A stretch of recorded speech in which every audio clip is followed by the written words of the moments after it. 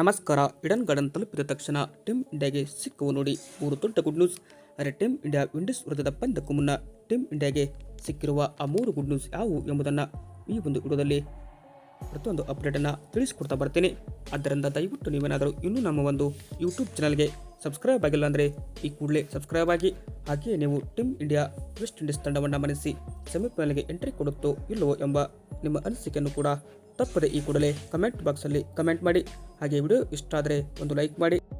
ಇನ್ನು ಟೀಮ್ ಇಂಡಿಯಾದ ಮುಂದಿನ ಪಂದ್ಯ ಇರೋದು ಮಾರ್ಚ್ 1ರಂದು ವಿಂಡೀಸ್ ವಿರುದ್ಧ ಪಂದ್ಯಕ್ಕೆ ಈಗಾಗಲೇ ಭಾರತ ಆಟಗಾರರು ಕೋಲ್ಕತ್ತಾದ ಈಡನ್ ಗಾರ್ಡನ್ ಮೈದಾನದಲ್ಲಿ ತಲುಪಿದ್ದು, ಈ ಮೂಲಕ ಟೀಮ್ ಇಂಡಿಯಾಗೆ 3 ದೊಡ್ಡ ಗುಡ್ ನ್ಯೂಸ್ ಕೂಡ ಇಲ್ಲಿ ಸಿಕ್ಕಿದೆ. ಟೀಮ್ ಇಂಡಿಯಾಗೆ ಸಿಕ್ಕಿರುವ ಮೊದಲ ಗುಡ್ ನ್ಯೂಸ್ ಏನಪ್ಪಾ ಅಂದರೆ, ಟೀಮ್ ಇಂಡಿಯಾ ಪರವಾಗಿ ತಿಲಕ್ ವರ್ಮಾ ಅವರು 16 ಬಾಲ್ಗೆ 44 ರನ್ ಹೊಡೆದು ಜಿಂಬಾಬ್ವೆ ವಿರುದ್ಧ ಉತ್ತಮ ಸ್ಟ್ರೈಕ್ ರೇಟ್ನಲ್ಲಿ ಬ್ಯಾಟ್ ಬೀಸಿದರು. ಅಂದರೆ 275ರ ಸ್ಟ್ರೈಕ್ ರೇಟ್ನಲ್ಲಿ ಬ್ಯಾಟ್ ಬೀಸಿ ಇದೀಗ ಉತ್ತಮ ಸ್ಟ್ರೈಕ್ ರೇಟ್ ಹೊಂದಿದ್ದು, ಈ ಮೂಲಕ ಅವರ ಹೆಸರಿಗಿದ್ದ ಕಳಪೆ ದಾಖಲೆ ತಿಲಕ್ ವರ್ಮಾ ಅವರು ಸ್ಲೋ ಆಗಿ ಸ್ಟ್ರೈಕ್ ರೇಟ್ ಹೊಂದಿದ್ದಾರೆ ಅಂತ ಈ ಒಂದು T20 ವಿಶ್ವಕಪ್ನಲ್ಲಿ ಏನಿತ್ತು ಆ ಒಂದು ಸ್ಟ್ರೈಕ್ ರೇಟ್ನ ಜಿಂಬಾಬ್ವೆ ವಿರುದ್ಧ ನಾನು ಉತ್ತಮ ಸ್ಟ್ರೈಕ್ ರೇಟ್ ಹೊಂದಿದ್ದೇನೆ ಎಂದು ಬ್ಯಾಟ್ ಮುಖಾಂತರ ತೋರಿಸಿಕೊಟ್ರು.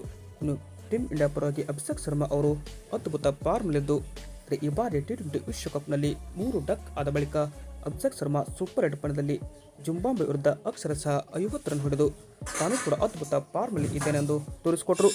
ಟೀಮ್ ಇಂಡಿಯಾಗೆ ಸಿಕ್ಕಿರುವ ಎರಡನೆಯ ದೊಡ್ಡ ಗುಡ್ ನ್ಯೂಸ್ ಏನಪ್ಪ ಅಂದರೆ, ರಿಂಕು ಸಿಂಗ್ ಅವರು ಜಿಂಬಾಬ್ವೆ ವಿರುದ್ಧ ತಂಡಕ್ಕೆ ಪ್ಲೇಯಿಂಗ್ 11ನಲ್ಲಿ ಕಾಣಿಸಿಕೊಂಡಿರಲಿಲ್ಲ.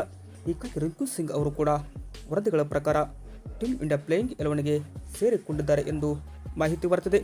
ಟೀಮ್ ಇಂಡಿಯಾಗೆ ಸಿಕ್ಕಿರುವ ಮೂರನೆಯ ದೊಡ್ಡ ಗುಡ್ ನ್ಯೂಸ್ ಏನಪ್ಪ ಅಂದರೆ, ಹೆಡ್ ಟು ಹೆಡ್ ರೆಕಾರ್ಡ್ ನೋಡ್ತಾ ಬರೋದಾದರೆ ವೆಸ್ಟ್ ಇಂಡೀಸ್ ಮತ್ತು ಭಾರತ ನಡುವಿನ ಕೋಲ್ಕತ್ತಾದ ಈಡನ್ ಗಾರ್ಡನ್ ಮೈದಾನದಲ್ಲಿ T20 ವರ್ಲ್ಡ್ ಕಪ್ನ ಹೆಡ್ ಟು ಹೆಡ್ ರೆಕಾರ್ಡ್ ನೋಡ್ತಾ ಬರೋದಾದರೆ ಭಾರತ 4 ಪಂದ್ಯ ಗೆದ್ದರೆ ವಿಂಡೀಸ್ ತಂಡ ಒಂದೇ ಒಂದು ಪಂದ್ಯ ಕೂಡ ಈಡನ್ ಗಾರ್ಡನ್ ಮೈದಾನದಲ್ಲಿ ಟೀಮ್ ಇಂಡಿಯಾ ವಿರುದ್ಧ ಗೆದ್ದಿಲ್ಲ. ಹಾಗಾದರೆ ಈ ಬಾರಿ ಕೂಡ ಟೀಮ್ ಇಂಡಿಯಾ ಹಾಟ್ ಫೇವರೇಟ್ ಆಗಿರೋದ್ರಿಂದ ತವರಿನಲ್ಲಿ ಭಾರತವೇ ಫೇವರೇಟ್ ಆಗಲಿದೆ.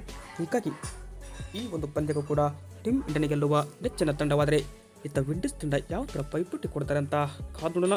ಇದು ಏನಪ್ಪ ಅಂದರೆ ಟೀಮ್ ಇಂಡಿಯಾಗೆ ಸಿಕ್ಕಿರುವ 3 ದೊಡ್ಡ ಗುಡ್ ನ್ಯೂಸ್. ಆದರೆ ಈ 3 ಗುಡ್ ನ್ಯೂಸಲ್ಲಿ ನಿಮಗೆ ಇಷ್ಟವಾದ ಗುಡ್ ನ್ಯೂಸ್ ಯಾವುದು ಅಂತ ಈ ಕೂಡಲೇ ಕಮೆಂಟ್ ಬಾಕ್ಸಲ್ಲಿ ನಿಮ್ಮ ಅನಿಸಿಕೆಯನ್ನು ಕಮೆಂಟ್ ಮಾಡಿ. Thank you.